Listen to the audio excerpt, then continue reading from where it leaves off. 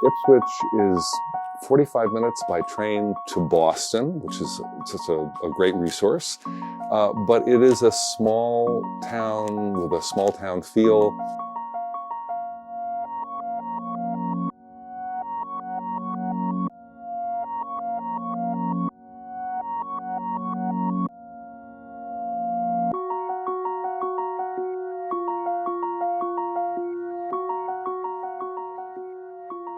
I love living in Ipswich.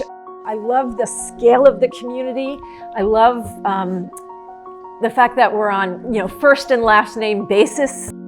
We both enjoy, forest, woods, river, of course, and ocean.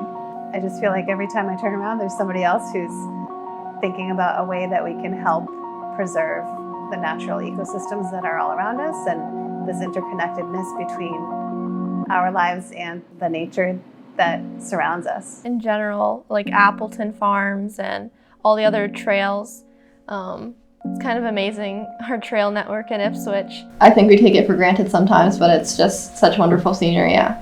One of the things I like about Ipswich is the kindness of the people. Passion. Yeah, that's what I found up here is everybody has passion, for sure.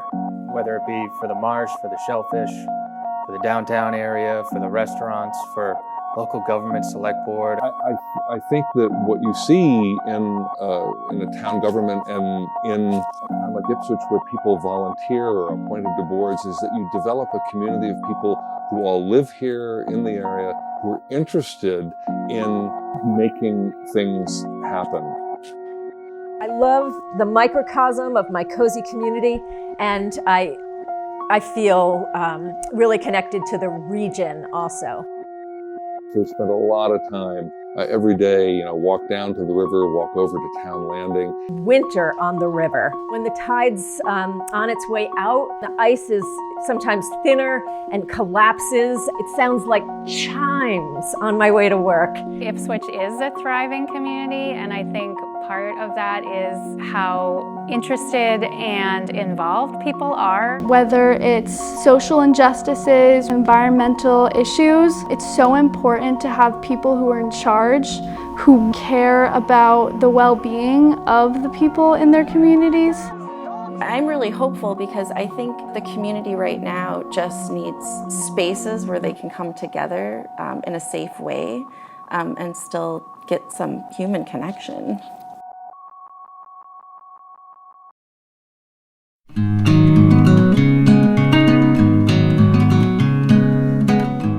I would say one thing that's changed really quite dramatically is people really weren't talking about climate resiliency.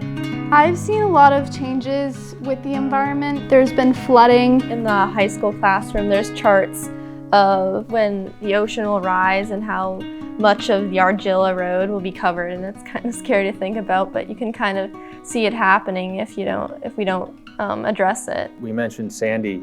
If that storm went couple hundred miles more to the east, that would have been us. So that should have, and I think it was a huge wake-up call for communities saying this water is right there and it can be that high and that forceful. We as a people live right beside this river and have a lot of infrastructure right beside the river, not just the dam and the town wharf, but sewer, pipes, and other stormwater infrastructure right along the riverbank and even under the trail, the Riverwalk Trail. This area of concern right by the County Street Bridge is a big eroded area. It's right next to the bridge. There are 2 stormwater pipes right directly down the bank. It's also the start of the Surecliff Path. Traffic and dog use, impact on the vegetation. The next phase of the project was looking at solutions. One of the particular improvements we're planning for is what's called a living shoreline, natural buffers to vegetation, so it allows the revegetation to happen. Because it's a sensitive resource, the permitting has been taking a long time. But we're very close now, so we're super excited about it. And the next phase, re-vegetating the bank, addressing some of the stormwater that comes down, and then continuing to educate people in the community. People love this trail. We want them to still be able to enjoy the trail, enjoy the views from the river, and have a really healthy coastal bank.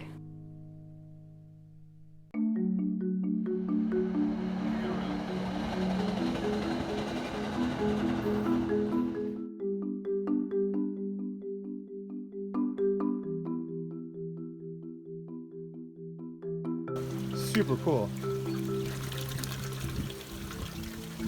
I think that it's important for all the communities to work together, to work towards what's best for the watershed. Have a clear vision, who have similar goals, are all, pooling their energies, pooling their resources. If our towns work together, it would be much easier to bounce ideas off of each other and work our way to a better future. There's a lot of responsiveness in our local community, and I think as we trickle up, things get more static and staid, and for good reasons. I would love to see more rapid updating of thinking. The more that we can make this area a place which is affordable for more people, it makes for a richer community, it makes for more connection. Preserve what is old and historic and quite wonderful. Not only is Ipswich's infrastructure over 100 years old, everywhere is over 100 years old. We have houses right down the street with a stamp on them from 1650. Not only in Ipswich, but Rowley, Essex, Boston, Portsmouth, all along the coast is the same thing. I think it would be great for our neighboring communities to understand how we all sort of interact with each other. How what you do in one town does affect what happens in the next town. And I say that partly out of selfishness because I've started doing fish counting here, and I want to see more fish, because it's like, oh man, you go up to the Parker River and it is like fish crazy up there, Intergenerational connections is really important because there's so much to be gained in both directions. I think you need that to thrive. That will naturally lead to wanting to take care of things like making sure we have clean water and making sure we have natural resources. Yeah. The older generations, they have the wisdom and they can teach the younger generations. It really can't have a really successful end result if we don't work together. As town planner, I feel so excited to still be able to continue that passion about this community, protecting the land and the water and the natural resources. It's really tied into making this a great community for people to live in. Just have a greater sense of awareness that we are a larger community, if we could think of ourselves like how the water's connected, that would be revolutionary in a sense,